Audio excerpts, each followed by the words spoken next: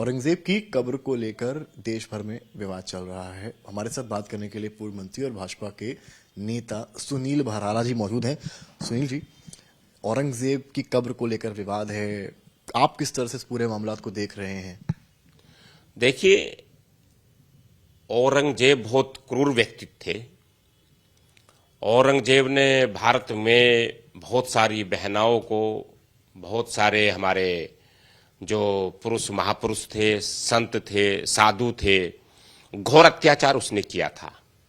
उसके बारे में जितना भी लोगों ने बताया है, पुस्तकों ने बताया है, लिखा गया है उसके बारे में, वो बहुत ही क्रूर व्यक्ति थे और उन्होंने हजारों हमारे भारतवासियों को शहीद किया था। वो राक्षस रूपी या आताताई शब्द से उसे कहा जाए तो मैं तो उसे राक्षस रूपी कहता था। वो राक्षस रूप था जिसने यहाँ बड़ा तांडव किया था और दुराचार बलात्कार करवाया करता था, अपने सैनिकों से करवाया करता था। आजकल कब्र को लेकर औरंगजेब की बहुत बवाल भी है, चर्चा भी है। देखिए, 2000 के दशक में, 2002 के दशक में भारत के गृह मंत्री माननीय लालकृष्ण आडवाणी जी थे और मेरठ में एक आंदोलन हुआ था, जोता ब्रिगेड आंदोलन। उस आंदोलन के नाते उसका नेतृत्व मैंने किया था और औरंगजेब अमर रहे के नारे मेरठ के दीवारों पे लिखे गए थे और वे दीवारों पे जब लिखे गए थे जोता ब्रिगेड, तो हमने उसका खुलकर विरोध किया था। उनके मंच को हमने जला दिया था और उस पर हमने वो कार्यक्रम नहीं होने दिया था। और लालकृष्ण आडवाणी जी देश के गृह मंत्री थे, उन्होंने उस संगठन के, जोता ब्रिगेड संगठन बामसेम टाइप था वो, उनको सैकड़ों अधिकारी कर्मचारियों को उस आंदोलन में जिनकी भूमिका थी वो जेल के अंदर ठूस दिए गए थे। भारत के तत्कालीन गृह मंत्री जी ने बड़ा निर्णय लिया था उस पर। औरंगजेब की जहां कब्र की बात अब लगातार चल रही है और चारों तरफ मीडिया में और जो बयान नेताओं के आ रहे हैं और लोग बार बोल रहे हैं, इस पर तो मेरा मानना दूसरा है बिल्कुल। क्या मानना है आपका? औरंगजेब एक क्रूर व्यक्ति था, वो एक राक्षस रूपी था और अताताई था। उसकी कब्र की सुरक्षा नहीं करनी चाहिए। उसको वहाँ से उखाड़ करके वहाँ सीधे सीधे जो महाराष्ट्र के जो हमारे अधिकारी लोग हैं ये, उनको सीधा उस पर हस्तक्षेप करके और उसको उखड़वा करके फेंक देना चाहिए और उसके स्थान पर जहाँ औरंगजेब की कब्र है उस पर, जहाँ उस काल के अंदर जो शहादत दी गई थी, जिनकी इसने जाने ली थी, उनका एक स्मारक बना दिया जाना चाहिए। लेकिन एक इस तरह की एक अफवाह ही उड़ी और नागपुर जलने लगा। आपने देखा किस तरीके से वहां हिंसा भड़की, स्टोन पेल्टिंग भी हो गई।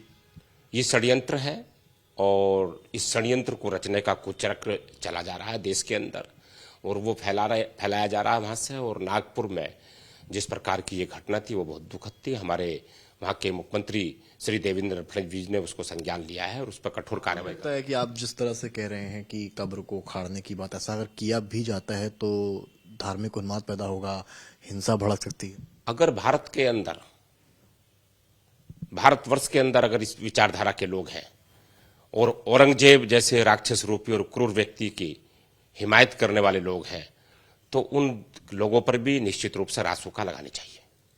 आपकी मांग है कि कब्र को ही हटा दें? कब्र को उखाड़ करके वहां शहीदों का स्मारक बनना चाहिए। जो लोग शहीद हुए थे उसके काल के अंदर, उसके यादगार रहनी चाहिए उन लोगों की, जिनको उसने मौत के घाट उतारा था, जिनको उन्होंने यातनाएं दी थी। ये मांग आप किससे कर रहे हैं?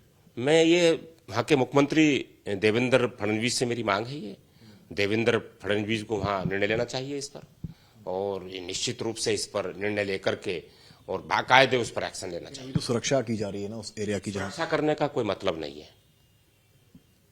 औरंगजेब की अगर उसकी कब्र की सुरक्षा होगी तो इस देश के लिए शर्मनाक है। आजकल लहजा मेला की बड़ी चर्चा है। गजनवी के भतीजे के नाम पर लगने वाला मेला, संभल में तो हालांकि रोक लग गई है, लेकिन बहराइच में और कई अन्य जिलों में यूपी के वो मेला लग रहा है। आपके क्या इस पूरे मामला पर व्यूज हैं? देखिए, नेजा जो है, नेजा जो मोहम्मद गजनवी थे, जिसने भारत पर कई बार आक्रमण किए थे, वो उसका भांजा है नेजा। तो सैयद गाजी जो थे उसके नाम पर ये मेला लगाया जाता है और मैं पश्चिमी उत्तर प्रदेश मेरठ से हूँ। उस मेले का तुष्टीकरण की राजनीति को भाप करके वहाँ के वोटों को साधने को लेकर के, पश्चिमी उत्तर प्रदेश में उस वोट बैंक को साधने को लेकर के उस मेले का आयोजन है। तो इस बार हमारी सरकार है, उत्तर प्रदेश के मुख्यमंत्री श्री योगी आदित्यनाथ जी की सरकार है। उस मेले को इजाजत नहीं दी गई क्योंकि उसकी परतें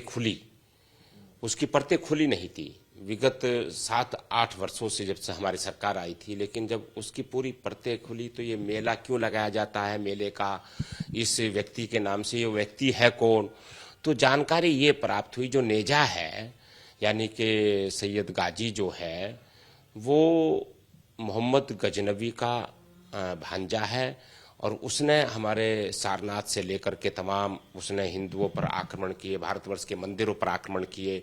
तो उसके नाम से मेला लगना कैसे? लेकिन विपक्ष कह रहा है कि मेला भले किसी के नाम पर लगता हो, वहाँ हिंदू भी जाते हैं, मुस्लिम भी जाते हैं, ये तो भाईचारे को खत्म करने वाली बात हो गई। भाईचारा का विषय नहीं है ये। आपके बहुत सारे और मेले हैं।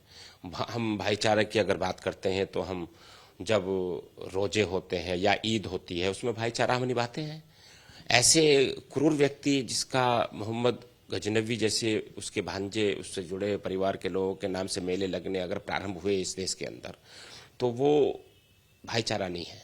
वो इस देश के उन सादत जिन्होंने दी है, उन सादत देने वालों को, जो वीर हुए हैं, जो शहीद हुए, उनको चिढ़ाने की बात है। ऐसे नेता हैं विपक्ष के जो औरंगजेब को एक हीरो फिगर के तौर पर देखते हैं। कई बयान भी पिछले दिनों में आए हैं, चाहे वो नेता कांग्रेस के हों, चाहे वो नेता समाजवादी पार्टी के हों, और उस बीच में आपकी ये मांग उठती है।